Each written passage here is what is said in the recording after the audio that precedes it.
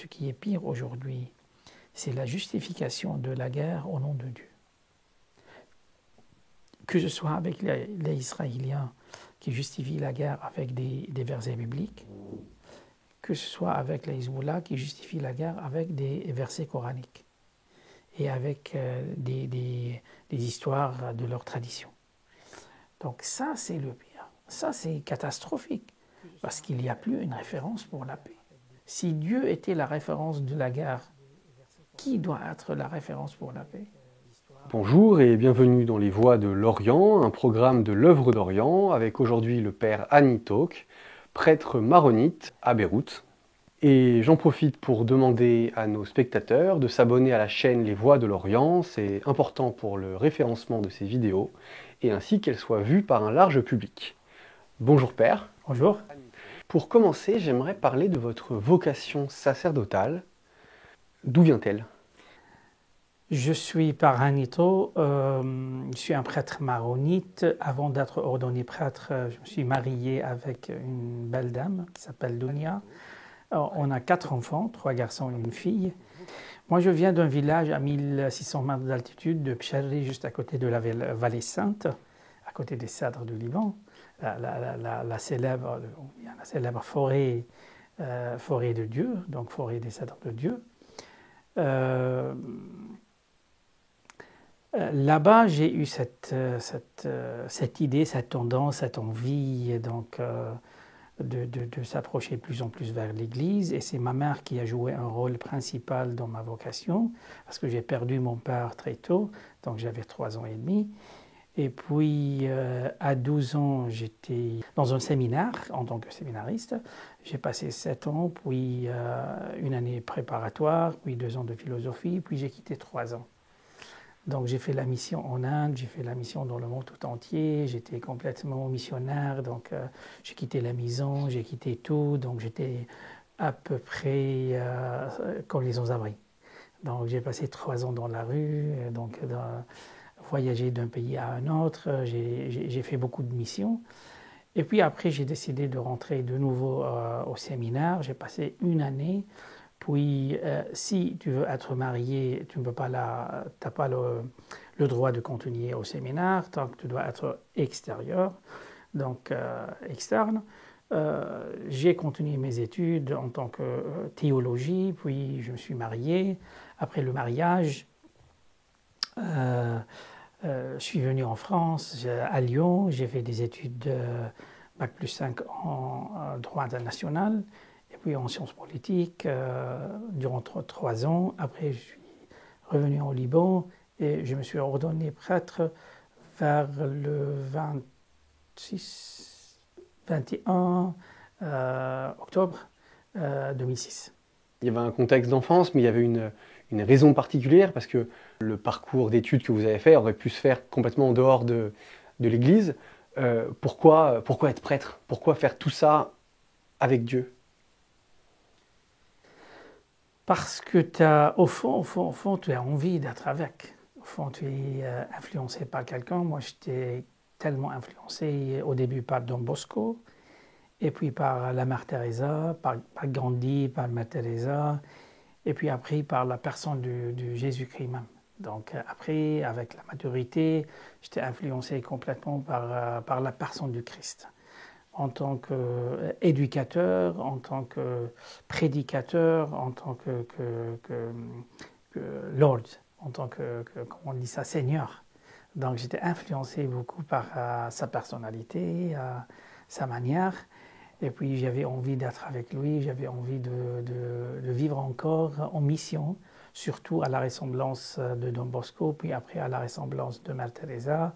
Puis après, j'ai fait mon cheminement personnel avec tout ce que j'ai fait aujourd'hui.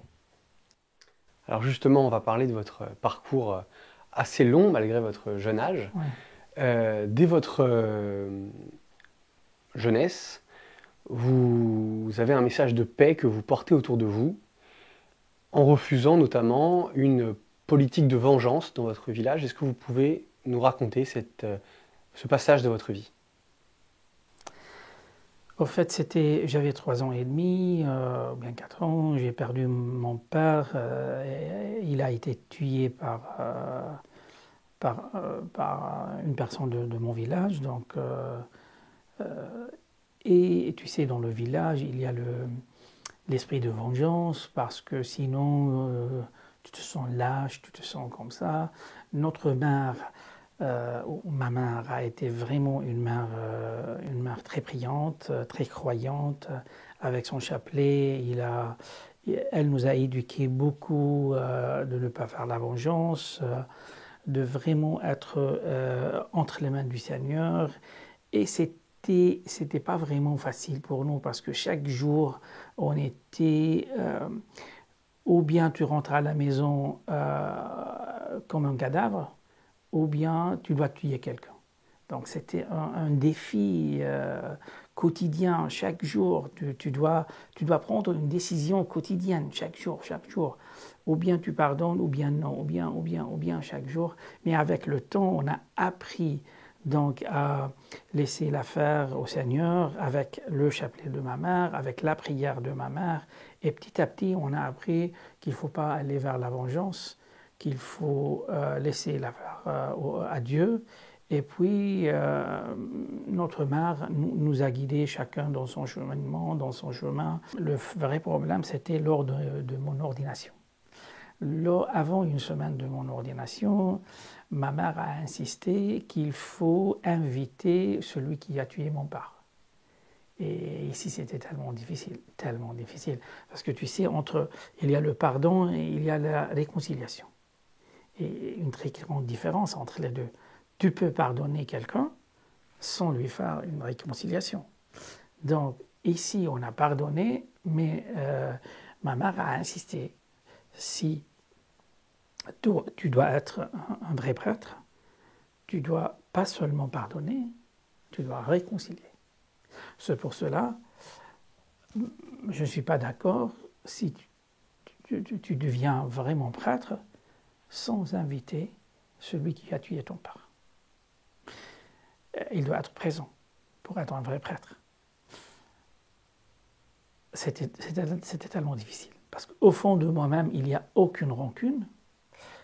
Au fond de moi-même, j'ai le pardon, mais je n'avais pas le courage de faire de la réconciliation. Avec la parole de ma mère, avec sa prière, j'ai eu ce courage.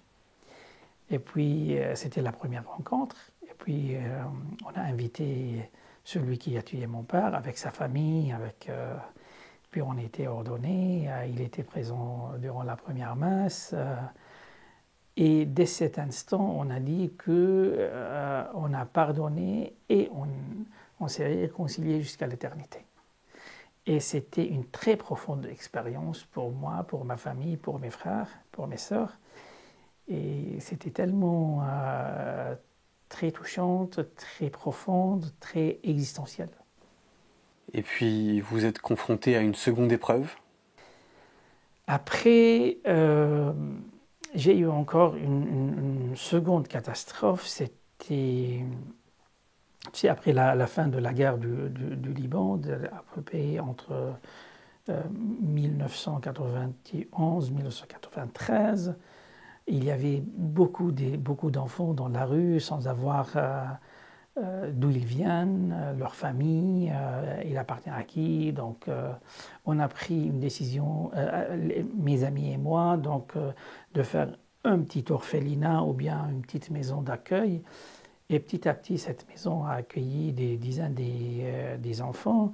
Et ma mère a été avec nous. Elle était comme la mère de ces enfants, surtout durant l'été où on passe d'à côté de la mer vers la montagne à la maison paternelle. Et c'était ma mère qui tient garde de ces enfants. Elle a éduqué jusqu'à entre 10 et 15 personnes, jusqu'à 20 personnes, donc durant 4-5 ans.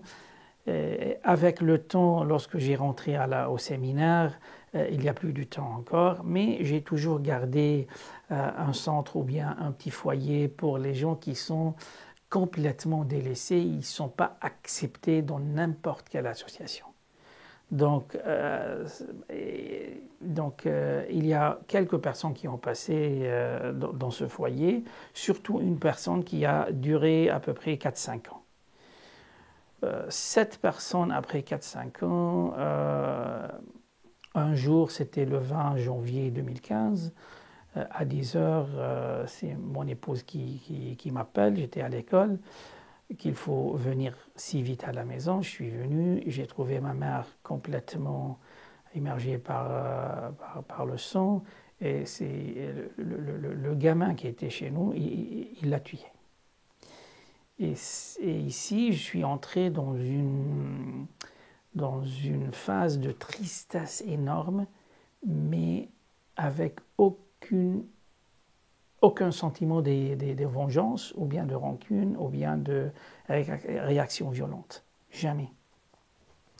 Mais j'avais une tristesse très profonde, très profonde, qui m'a rappelé la mort de mon père, parce que lors de la mort de mon père, j'étais dans sa main, donc il a été tué devant mes yeux.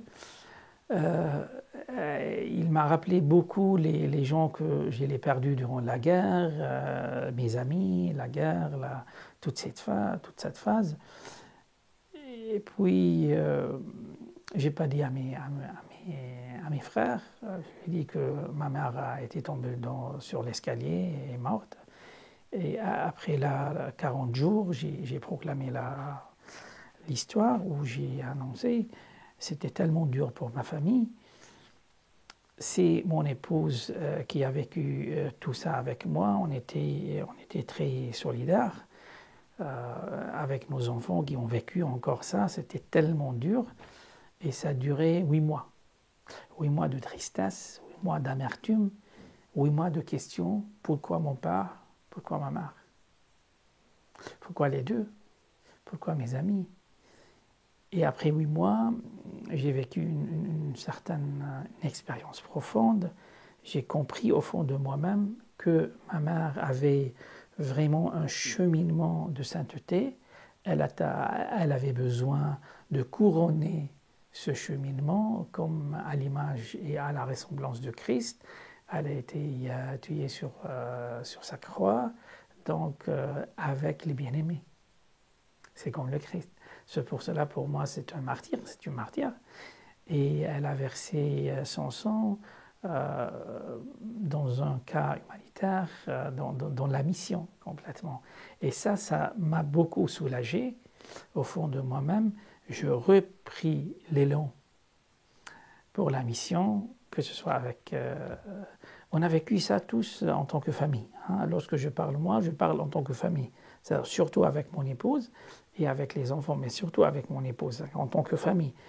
Si j'étais tout seul, je ne sais pas si j'aurais la possibilité d'aller loin jusqu'ici.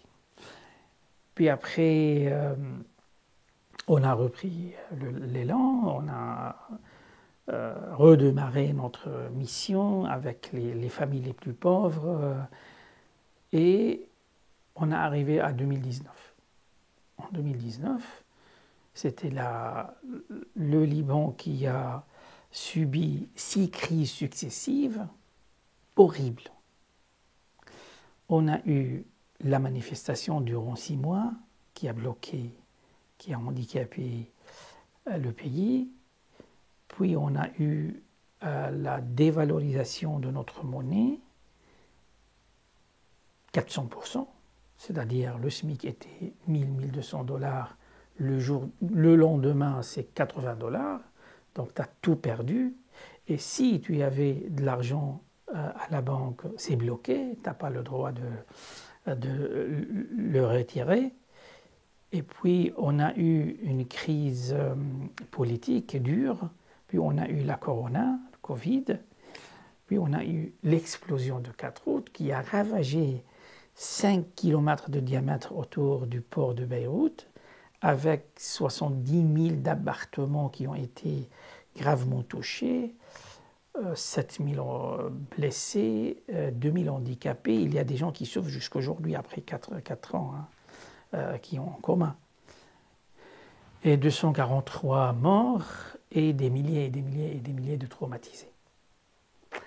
Et aujourd'hui, tu sais, il y a la tension entre Hezbollah et Israël. Là, vous allez très très vite dans l'histoire. Je voulais revenir sur ce foyer que vous créez. Parce que vous n'êtes pas encore prêtre quand vous créez ça. Non. En fait, c'est un projet avec certains de vos amis. Qu'est-ce qui se passe au fond de votre cœur pour décider de créer ça? Je t'ai dit dès le début que j'étais influencé par Don Bosco et son travail avec les enfants.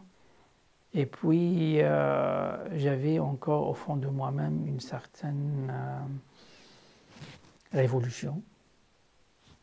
J'étais un peu rebelle jusqu'aujourd'hui. Une certaine révolution vraiment au niveau spirituel, au niveau existentiel.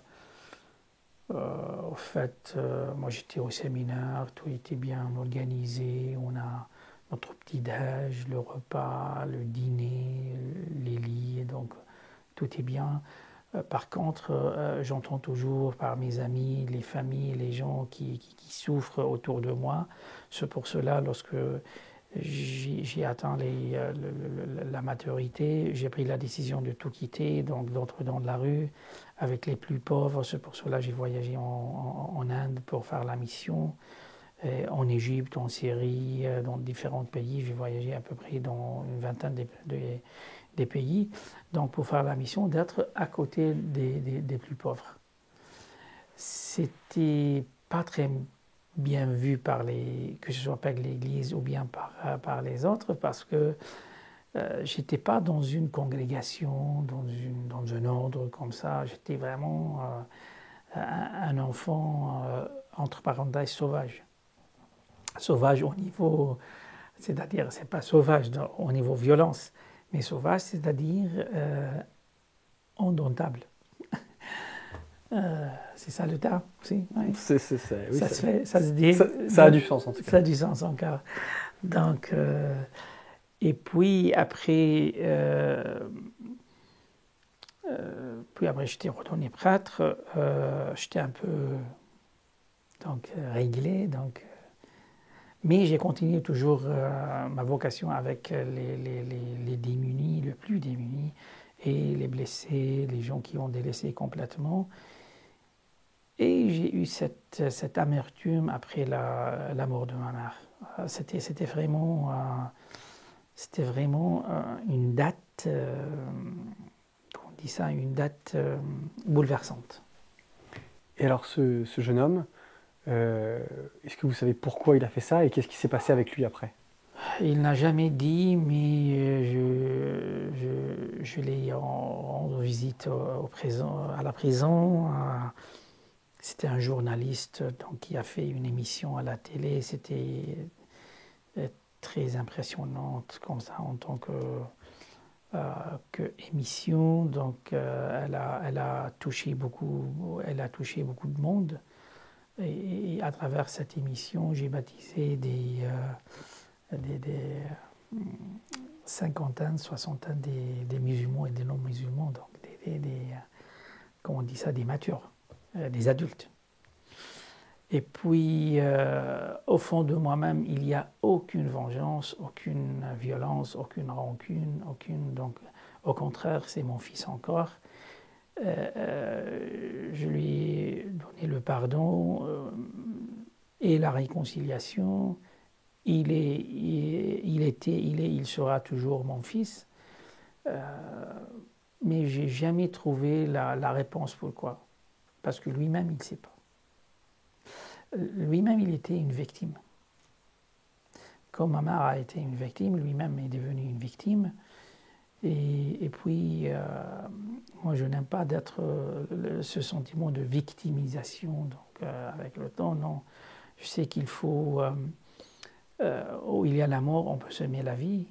Où il y a la désespérance, on peut semer l'espérance. Et le Seigneur nous a pardonné beaucoup. Il nous a réconciliés avec son sang et avec sa présence éternelle. Et ça me donne beaucoup d'encouragement. Il y a un autre point de départ, je dirais, dans votre mission, c'est l'explosion du port. C'est l'explosion du port. Est-ce que vous pouvez me raconter ce qui s'est passé dans votre vie à ce moment-là? Après l'explosion de port, c'était le 4 août, un mardi. Et la mort de ma mère, c'était un mardi.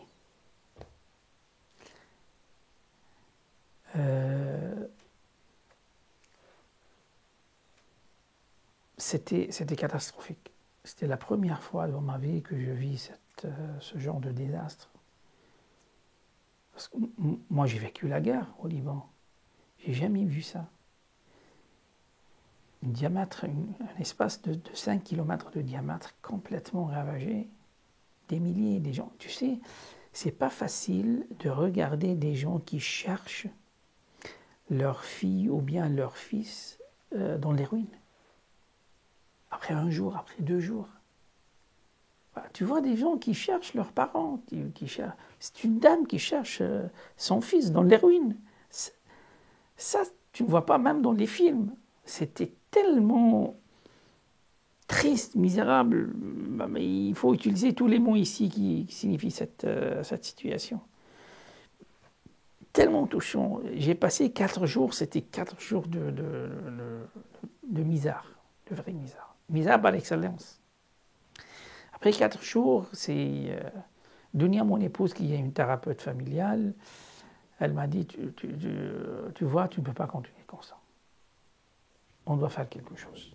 Qu'est-ce qu'on va faire? Regarde, peut-être qu'on peut cuisiner. On a une grande marmite. Comme ça, on peut être à côté des gens. On a pris la décision, on a cuisiné le soir jusqu'à minuit. Le matin, on a pris la marmite. C'était une marmite. On croit que c'est une grande marmite. Par rapport à ce qu'on a aujourd'hui, c'est une casserole. Donc, on a pris la marmite et notre maison, tu dois monter jusqu'à 70 escaliers pour arriver là en haut. Donc, on a mis la marmite dans une voiture Kango française, comme ça, avec une gazière à la région ou bien au lieu ou bien la région de l'explosion à côté du port. Et puis, on a passé 25 jours à cuisiner dans la rue. Avec une marmite de 50 plats, 75 plats au maximum, chaque jour. Et chaque jour, c'était le même manœuvre. Le fait de rentrer le soir à la maison, de faire la vaisselle, de cuisiner, de préparer. À minuit, on dort un petit peu. Le matin, tu dois prendre tout dans la voiture et tu reprends à Beyrouth. Et nous habitons à peu près à 35 km 35 ou 40 km de loin du Beyrouth, donc de distance. Après 25 jours, on a eu la chance d'avoir un petit coin dans un dépôt à demi donc démoli. C'était vraiment pour nous le premier jour où on a cuisiné là-bas sans être obligé de prendre tous nos affaires à la maison. Pour nous, c'était une cuisine à 5 étoiles. Et il y avait nos amis qui ont fait pour nous un petit barrage comme ça. On a une porte, on a mis avec la gazière. Et il n'y avait pas des lumières encore. On utilise les phares de la voiture. Et puis petit à petit, on a commencé à distribuer dans la région bas parce qu'avant, c'était un bon lieu encore pour les pauvres des pauvres. Et en plus, après l'explosion, ça devient de plus en plus une région complètement... Donc, c'est l'enfer. Puis après, il y a l'œuvre d'Orient à travers le fameux et mon ami Vincent Julot, qui nous a aidés dès le début. Et il est venu un jour, il nous a dit, regardez, vous avez une somme pour continuer jusqu'à Noël. Jusqu'à Noël, pour nous, c'était miraculeux, parce que nous, on a utilisé la somme qu'on a à la maison, qu'on l'a mis à part pour les enfants, si on a besoin, c'est-à-dire soudainement, tu as besoin de quelque chose, donc il faut mettre toujours une somme d'argent à la maison. On a utilisé cette somme, on a utilisé les tirelires des enfants, et puis on est arrivé à zéro. Puis, c'est Vincent Julot qui vient. Il nous a aidé beaucoup. Il nous a donné une somme à travers l'œuvre d'Orient. Et on a continué jusqu'à Noël. À Noël encore, on a eu une somme d'argent jusqu'à Pâques, et ainsi de suite. On a terminé 2020 à 250 plats par jour. On a terminé 2021 à 600 plats par jour. On a terminé 2022 à 800 plats par jour. 2023 à 1000 plats par jour. Et dès le début de 2024 à 1500 plats par jour. Et si on a eu encore des miracles successifs, parce qu'on a pensé à une nouvelle cuisine, parce que le dépôt où on était appartient à une banque, et le fait d'être en face d'une banque avec toute cette puissance, c'était tellement difficile, ils ont fait un procès contre nous. Moi, j'ai refusé de sortir avant de terminer la construction de la nouvelle cuisine. Et le jour où on a terminé la nouvelle cuisine, je leur donnais les clés. Donc j'étais complètement dehors. Et quelles étaient vos relations avec cette banque? Un jour, tu sais, ils ont fait une très grande pression. Un jour, ils ont envoyé 2 personnes en disant « Regarde, Abouna, tu dois être dehors. Tu dois sortir. » Je leur dis « D'accord, mais on sort ensemble. » Et il y a quelqu'un qui m'a posé la question « Comment ensemble? C'est toi qui vas sortir. » Je dis « Oui, on sort ensemble en tant que cadavre. » Donc, je ne sors pas d'ici avant de terminer parce que je ne veux pas arrêter de cuisiner pour les pauvres et je ne veux pas rentrer, je ne veux pas revenir dans la rue. Parce que c'est déjà l'hiver et je ne veux pas arrêter. Il y a des gens et beaucoup de monde qui vient chaque jour et qui ont vraiment la cuisine comme un grand support pour eux et pour leur famille. Vous êtes donc resté dans ce hangar qui appartenait à une banque? Et moi, je n'ai pas su dès le début. Mais après, ils ont dit que ça appartient à la banque. Je lui ai dit d'accord, mais je ne veux pas le prendre. Je cuisine seulement pour les pauvres. Et petit à petit, je veux avoir ma cuisine, mais attends un peu. Donc, et eux, ils ont le droit de bloquer nos argents, de voler nos argents, mais nous, on n'a pas le droit de faire ça. Je crois que je suis le seul Libanais qui a volé une banque au Liban, parce que c'est pas volé, mais au moins j'ai profité de la propriété d'une banque durant 2 ans, 3 ans, pour le bien des autres. C'est pas pour mon bien, mais pour le bien des autres. Et parfois c'était par force. Par force, c'est-à-dire, c'était pas par violence, mais j'ai dit que je sors pas. Je ne sors pas parce que je cuisine pour les pauvres. Je ne peux pas être dans la rue. Donc, il faut m'attendre. Et lorsque j'ai laissé la clé, ça fait 8 mois, 9 mois, ils n'ont rien fait à l'intérieur. Parce que c'est juste à côté de moi. Ils n'ont rien fait. Ils ont fermé. Juste pour fermer. C'était vraiment une période de persécution, de pression, d'amertume profonde. Mais je dis au Seigneur, si c'est ton projet, c'est à toi à compléter. Moi, je suis qu'un simple agent. J'aime bien être avec les pauvres, sinon je rentre à ma maison. Et c'est toi de faire. Et à la fin, on a eu des miracles, vraiment des miracles, parce que tu n'arrives jamais, durant 4 ans, à arriver à une cuisine comme ça. Donc, Et puis, votre projet a évolué. Tu sais, en 2022, je me rappelle très bien, on a passé vraiment 4 à 5 mois. On n'avait que du riz et de lentilles. Que du riz et de lentilles. On a eu une donation du riz d'Australie et de Brésil, et de lentilles encore, je ne me rappelle plus, peut-être que des Nations Unies, ou de Croix-Rouge internationale.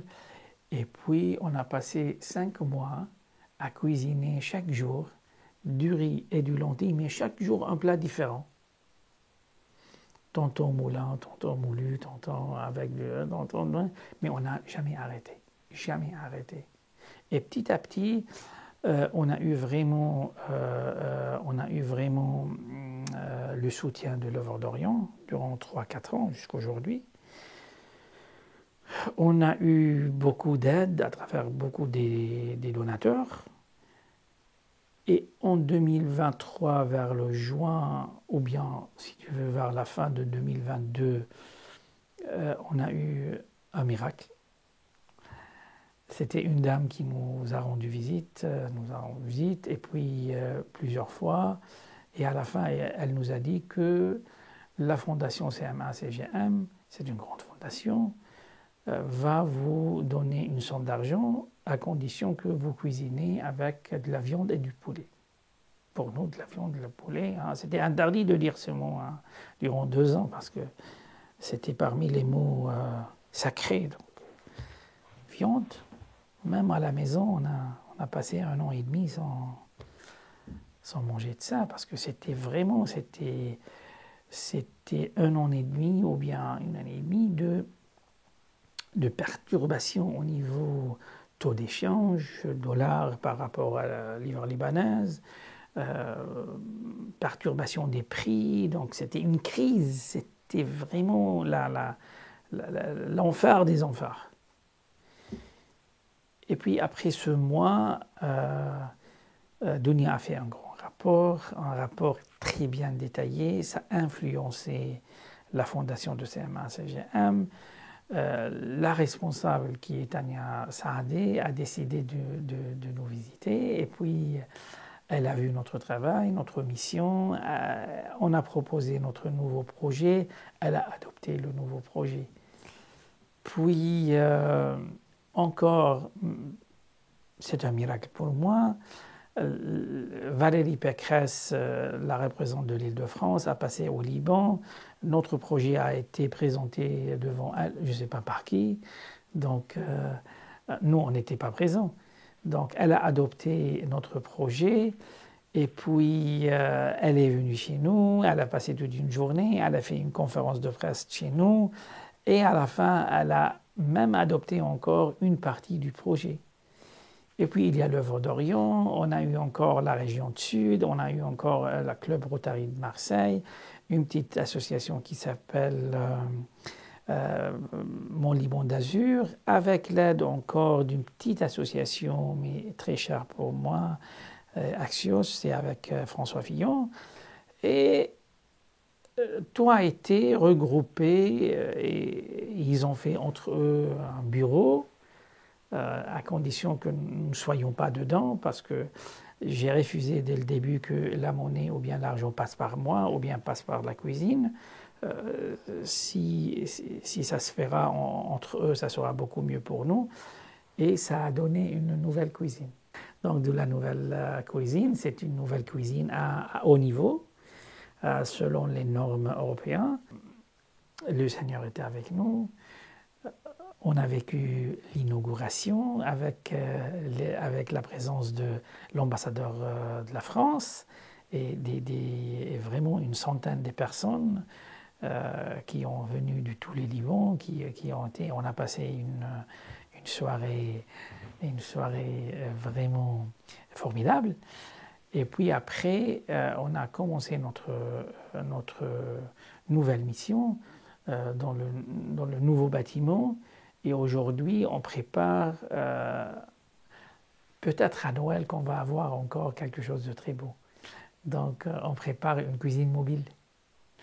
Et ça sera la première cuisine mobile au monde tout entier qui sera une cuisine d'urgence.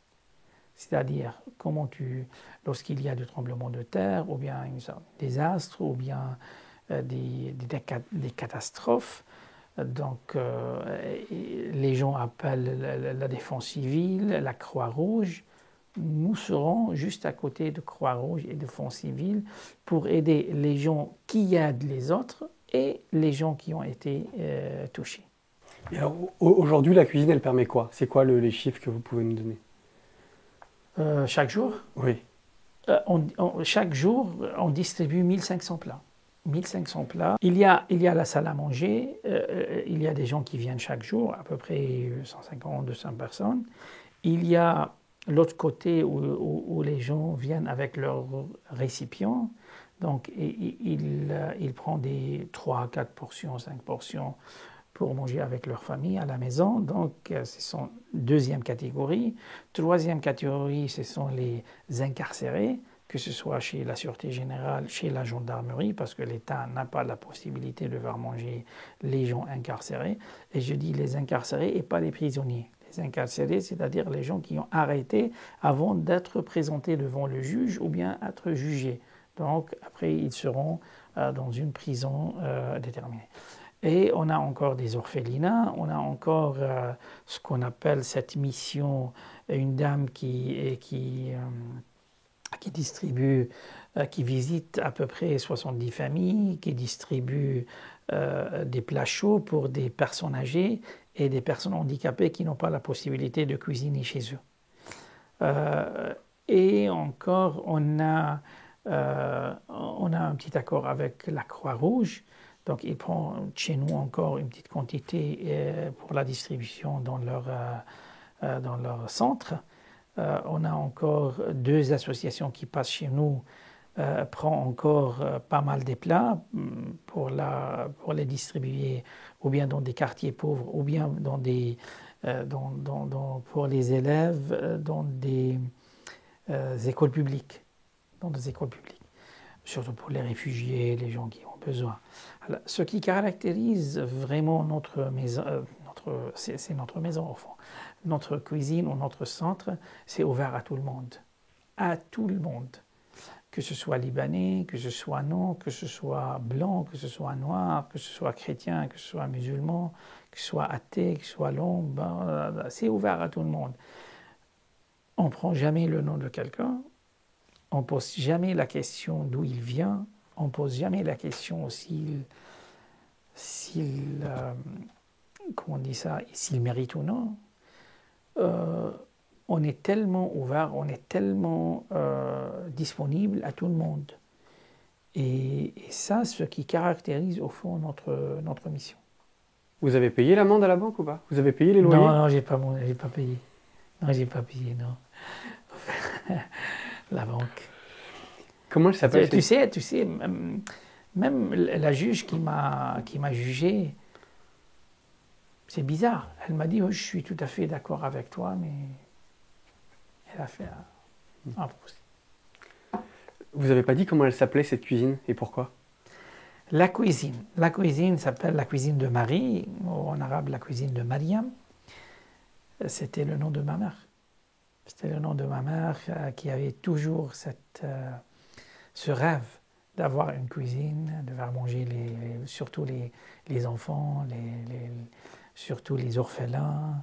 Parce qu'elle a perdu son mari, elle était toute jeune, donc à 31 ans, avec 6 enfants, donc comme ça. Et puis, elle avait toujours ce rêve. Et puis après, lorsqu'on a vraiment pensé à cette cuisine, et après un mois et demi, on a pris la décision de nommer la cuisine de Marie ou bien la cuisine de Mariam. Jusqu'aujourd'hui, c'est la cuisine de Mariam. Aujourd'hui, de quoi ont besoin les Libanais? Les Libanais ont besoin de la paix, surtout une période de paix. Regarde, le Liban, ce n'est pas un pays pauvre. Mais c'est un pays mal géré, avec des criminels qui nous ont gouvernés il y a une trentaine d'années. Et lorsque je dis criminels, parce qu'ils ont su qu'il y a quelque chose qui ne va pas, ils n'ont rien fait. Surtout avant l'explosion et après l'explosion. Le Liban, c'est un pays de diversité multiconfessionnelle, de richesse. C'est un pays de chaleur, c'est un pays d'accueil, c'est un pays vraiment de la fête, des festivals, de la musique, de la littérature, de la poésie, des écoles, des universités. C'est un pays extraordinaire, mais on a besoin de paix.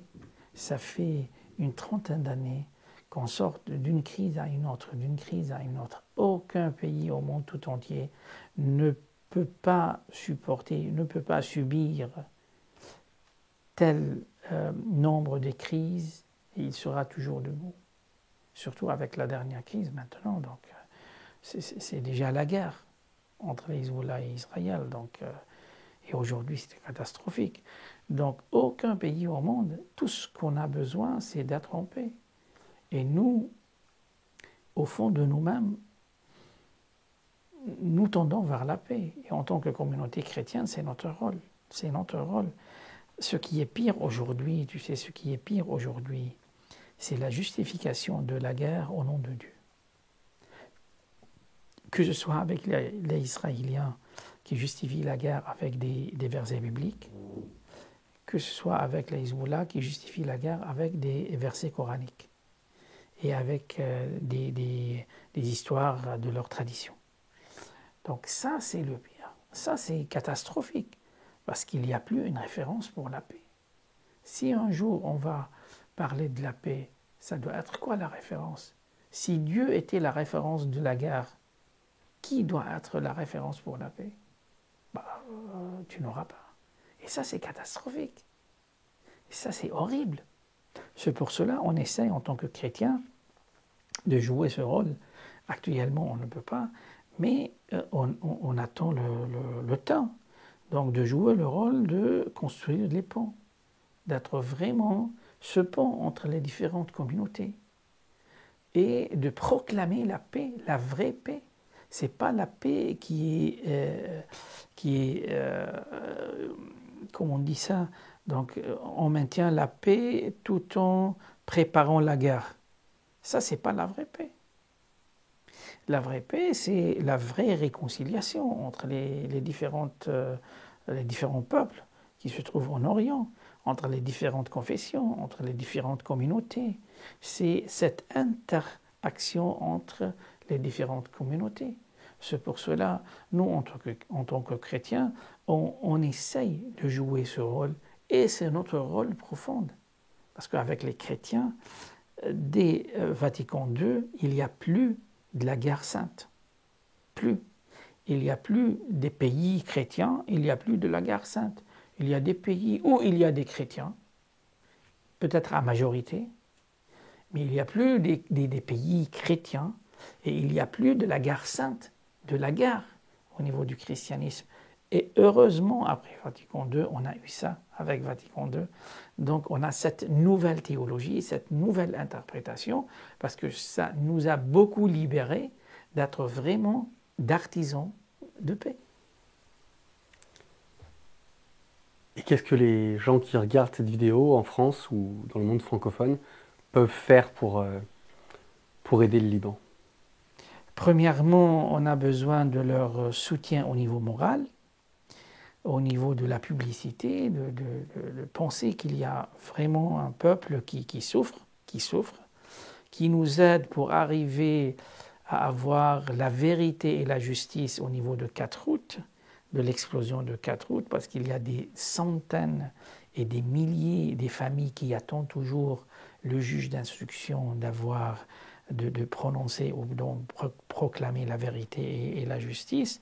Et comme il est menacé, il ne peut pas. Donc, d'avoir cette pression sur l'État libanais, d'arriver. Sinon, on n'arrive pas à vivre le deuil. Il y a des familles jusqu'à aujourd'hui qui n'ont jamais vécu le deuil, qui sont toujours dans le fait même, il y a 4 ans. Donc, on a besoin d'être visité. Donc, vous êtes tous invités au Liban. Donc, c'est un pays d'accueil. C'est une très bonne cuisine. C'est parmi les plus célèbres au monde tout entier. Eh bien, c'est un pays de chaleur encore. Donc, pour les jeunes, c'est un pays encore de fête. Et à la fin, si quelqu'un peut aider au niveau économique, pourquoi pas, ça nous aide à continuer à résister, à vraiment être plus en plus enracinés dans notre terrain, dans notre terre. Est-ce que vous souhaitez ajouter quelque chose? Je te remercie infiniment. Je remercie tous les gens qui ont été cités durant surtout les grandes fondations, l'œuvre d'Orient, les autres encore, qui nous a beaucoup aidés à avoir aujourd'hui telle cuisine, tel centre. Espérons un jour fermer le centre parce que si on aura un État bien développé, on n'a pas besoin de ça. Mais sinon, notre rêve, c'est d'être dans le monde tout entier, où il y a des gens qui ont faim, donc nous serons là-bas. Merci beaucoup, Père. Merci. C'est à toi.